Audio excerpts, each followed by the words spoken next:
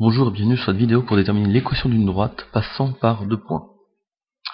Donc nous allons commencer par nous donner deux points qui vont être M1 de coordonnées x1, y1, un autre point M2 de coordonnées x2, y2.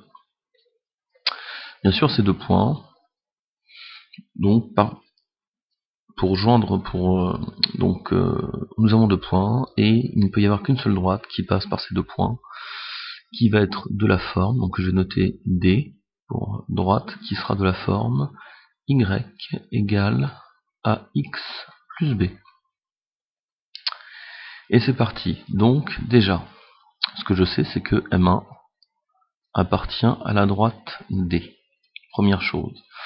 Si j'ai ça, j'ai aussi le fait que y1 est égal à x1 plus b.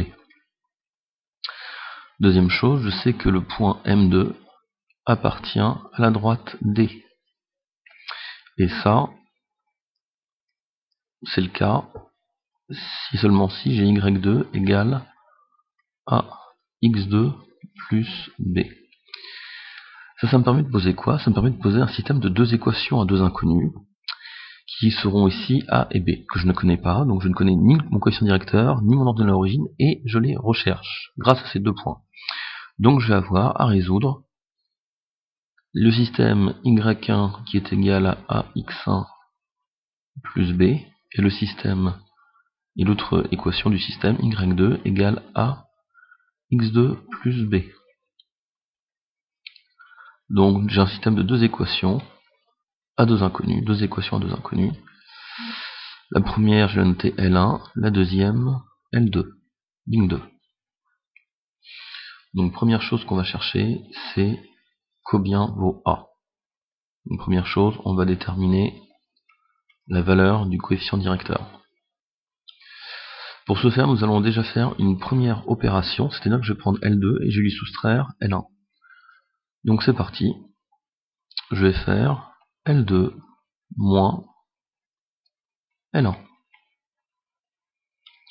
Tout simplement. Donc en faisant L2 moins L1, qu'est-ce qui va se passer? On va pouvoir en fin de compte éliminer les b. Vous allez voir ça de suite. Donc j'ai mon équation y1 qui est mon équation y2 qui est égale à x2 plus b et y1 qui est égal à x1 plus b.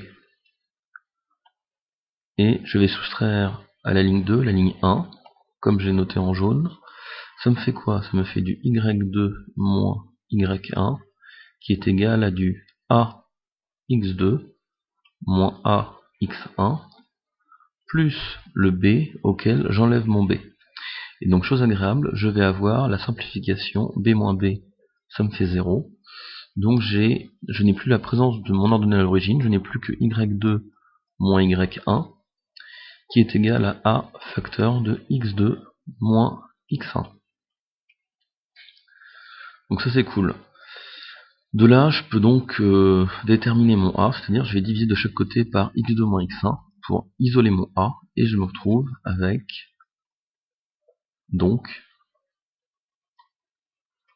a égale y2 moins y1 sur x2 moins x1. Donc là nous voyons que d'une manière générale, pour trouver le coefficient directeur d'une droite qui est définie uniquement par deux points, cela revient à faire la différence des abscisses, la différence d'ordonnées sur la différence des abscisses. Maintenant nous allons passer à la deuxième étape qui va être la recherche de mon ordonnée à l'origine qui est B. Alors je vais descendre un peu, tac. Pour trouver le B, je vais garder ce que j'ai trouvé au niveau du A. Donc ça va être ça le but du jeu, ça va être de recycler un résultat qu'on a déjà, qui est A égale y2 moins y1 sur x2 moins x1. Alors il y a deux possibilités. Donc on va remplacer soit On va remplacer A dans L1 ou dans L2. Et ça, c'est laissé à votre discrétion, c'est vous qui voyez ce qui vous semble le plus judicieux de faire. Donc dans ce cas, je vais juste prendre la première, je vais prendre ma ligne 1, d'accord. Hop, ligne 1, donc la ligne 1 me donne quoi? Me donne que j'ai y1 qui est égal à x1 plus b, première chose, et je sais que a c'est égal à y2 moins y1 sur x2 moins x1. Et c'est parti.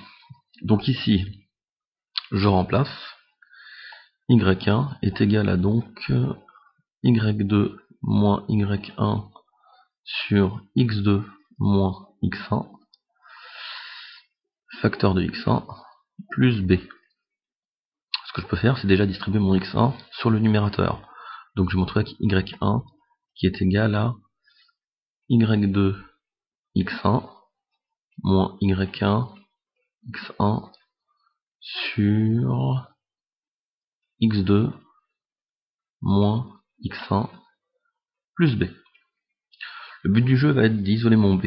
Donc je vais garder mon b d'un côté et je vais tout balancer de l'autre. Donc mon b, il va être égal à quoi? Il va être égal à mon y1 moins toute cette fraction que j'ai développée ici, juste à l'étape précédente. Donc ça me fait du y2 x1 moins y1 x1 sur x2 moins x1.